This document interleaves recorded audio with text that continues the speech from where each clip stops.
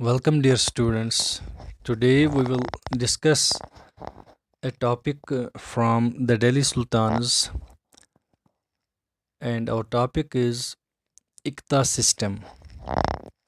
Iqta system in the Delhi Sultanate, especially during the reign of Khaljis and Tughlaqs, Alauddin Khalji and Muhammad Tughlaq. Like earlier sultans, the Khaljis and Tughlaqs also appointed military commanders as governors of territories of different sizes. हमने हमें पता है कि जो जैसे early सुल्तानस थे, दिल्ली सुल्तानस थे, ऐसे ही खलजीस एंड तुगलक्स ने भी मिलिट्री कमांडर्स जो थे, यानी वो अपने वो स्लेव्स को फिर गवर्नर्स बनाया, कमांडर्स बनाया।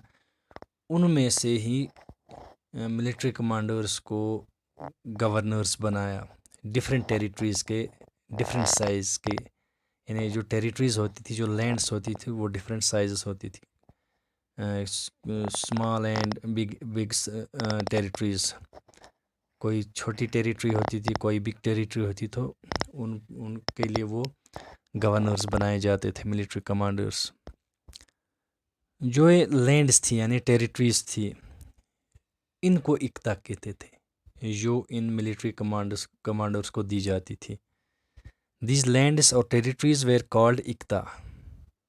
जो ये लैंड्स फिर सुल्तान की तरफ से इन मिलिट्री कमांडर्स को एज असाइनमेंट यानी असाइन की जाती थी, ताकि वो वहाँ पे लॉ एंड ऑर्डर मेंटेन करें और मिलिट्री कैंपेन्स चलाने में मदद दें, बाकी रेवेन्यू कलेक्ट करें।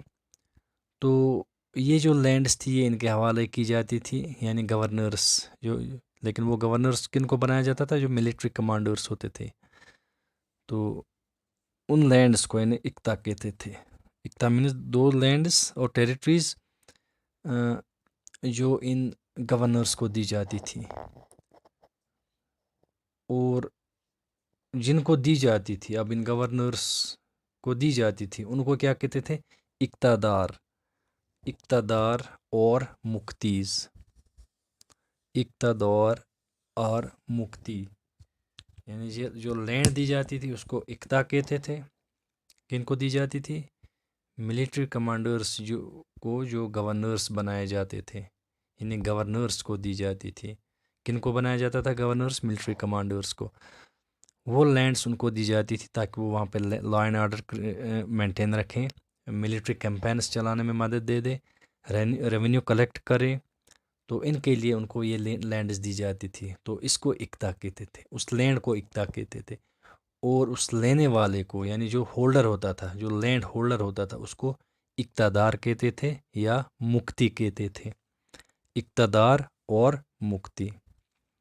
अब इनकी ड्यूटी क्या थी? The duty of the मुक्तिज was to lead military campaigns and maintain law and order in दियर इक्ता। जो मैंने अभी कहा, इनका काम था, इनका ड्यूटी क्या, इनकी ड्यूटी जो थी, मिलिट्री कैंपेन चलाना किंग के लिए, सुल्तान के लिए, और लॉ एंड ऑर्डर मेंटेन रखना अपने अपने इक्ताज़ में, अपने अपनी टेरिटरीज़ में। In exchange for their military services the मुक्तीज collected the revenue. अब वो अपनी मिलिट्री सर्विस देते थे किसको? किंग को, यानी सुल्तान को।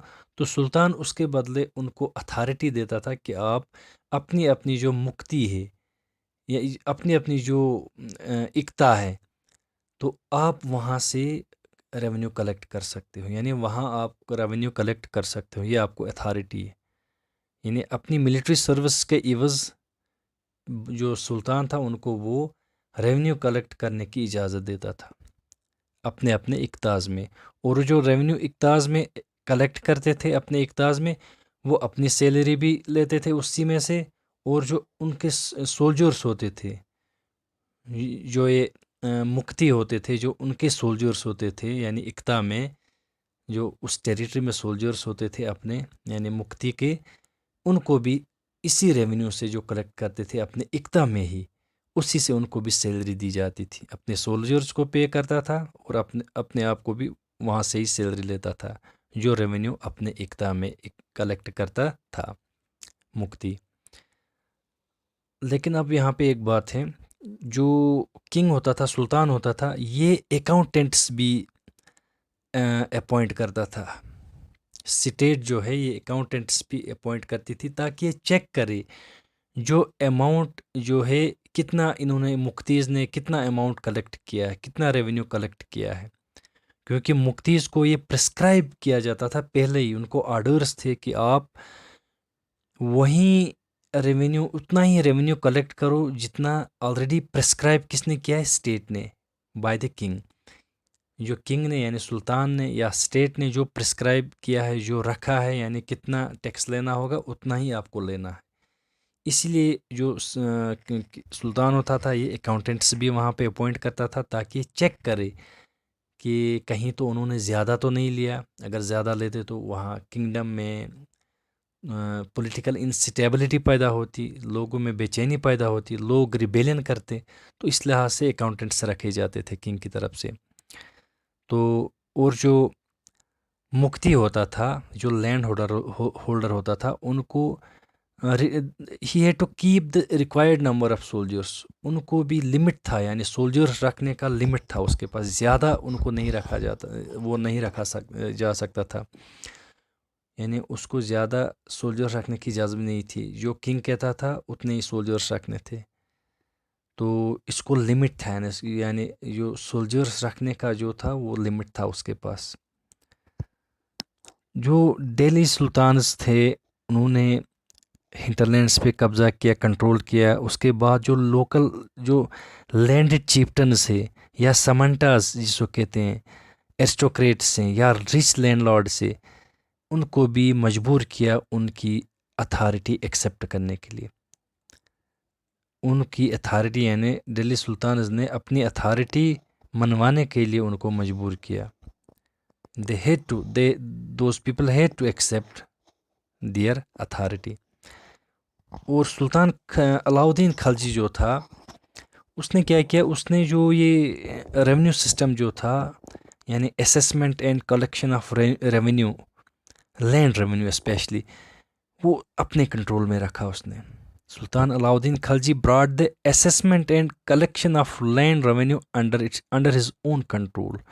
یہ ریونیو سسٹم کا، لینڈ ریونیو سسٹم کا سارا سسٹم یہ اپنے انڈر کنٹرول کیا اس نے، سلطان علاؤدین خلجی نے. The rights of the local chieftains to levy taxes were cancelled and they were also forced to pay taxes. جو یہ لوکل چیفٹنز ہوتے تھے، پہلے ان کو آرڈر تھا کہ آپ ٹیکسز لیوی کرو، آپ ٹیکسز لگاؤ اور کلیکٹ کرو.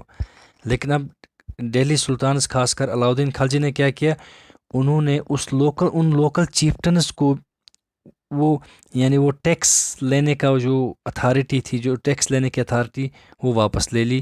اور ان کو بھی فورس کیا کہ آپ بھی ٹیکس پے کرو. یعنی ایک تو ان کی وہ اتھارٹی چھین لی جو وہ ٹیکس لیوی کرتے تھے. اس کے بعد ان کو بھی اس نے یعنی سلطان علاؤدین خلجی نے فورس کیا that you have to pay taxes. اس کے بعد جو سلطان تھا، the sultan's administrators even measured the land and keep account. جو سلطان کے جو ایڈمنسٹریٹرس ہوتے تھے یعنی گورنرس ہوتے تھے، وہ یہ مختیز جہاں پہ یہ اکتا تھا، یہ لینڈ، یہ مختیز کی جو لینڈ تھی اس کو بھی میجر کرتے تھے اور اکاؤنٹ رکھتے تھے، یعنی سارا حساب رکھتے تھے کس مختی کے پاس کتنی لینڈ ہے، کتنا ریونیو ہے، سارا یہ رکھتے تھے. لیکن کچھ some of the old chieftains and landlords served the sultanate as revenue collectors. لیکن کچھ جو لوگ تھے، جو پرانے جو اولڈ چیفٹنس تھے یا لینڈ لارڈس تھے، ان کو کنگ نے سلطنت میں ریونیو کلیکٹ کرنے کے لیے اتھارٹی دی تھی، لیکن باقیوں کو نہیں. تو لیکن اب اور ایک امپورٹنٹ بات ہے یہاں پہ، امپورٹنٹ یہ ٹیکس کے بارے میں. During Khalji's and Tughlaq's rule, there were three types of taxes. جو ٹیکسز تھے 3 قسم کے تھے. کس پہ لگائے جاتے تھے؟ آن کلٹیویشن کالڈ خراج، یعنی جو کاشتکاری کی جاتی تھی، زمینداری کی جاتی تھی، جو ایگریکلچرل جو ایکٹیویٹی تھی اس پہ لگائی جاتی تھی، اس کو کیا کہتے تھے؟ اس ٹیکس کو خراج. خراج اور کتنا بھرنا ہوتا تھا؟ 50% آف دا پیزنٹس پروڈیوس. جو پیزنٹ جو کسان لوگ ہوتے ہیں ان کا جو پروڈیوس نکلتا تھا، جو پیداوار نکلتا تھا، اس کا 50% پے کرنا ہوتا تھا کنگ کے لیے. سیکنڈ جو ٹیکس ہے وہ لگتا تھا کیٹل پہ، یعنی مویشی جو ہوتے تھے ان پہ ٹیکس لگتا تھا. اور تھرڈ جو ٹیکس لگتا تھا وہ لگتا تھا ہاؤسز پہ. تھرڈ ٹیکس لگتا ہے، یعنی جس کے پاس ہاؤس ہے اس کو ٹیکس ادا کرنا ہوتا تھا. ہم نے 7th to 12th سینچری میں ہم نے پڑھا کہ وہاں پہ 400 ٹیکسز تھے. دیر ور 400 ٹیکسز. ویٹی تھا اور بھی بہت سارے ٹیکسز تھے، لیکن وہ ساؤتھ چولا ڈائناسٹی میں. لیکن یہاں پہ اونلی 3 ٹائپس آف ٹیکس ہے. کلٹیویشن، جس وقت آن کلٹیویشن جسے ہم خراج کہتے ہیں، یہ 50% پے کرنا ہوتا تھا فیزن کو. آن کیٹل اینڈ آن ہاؤسز. یہ تھا آج کا ہمارا ٹاپک. Thank you.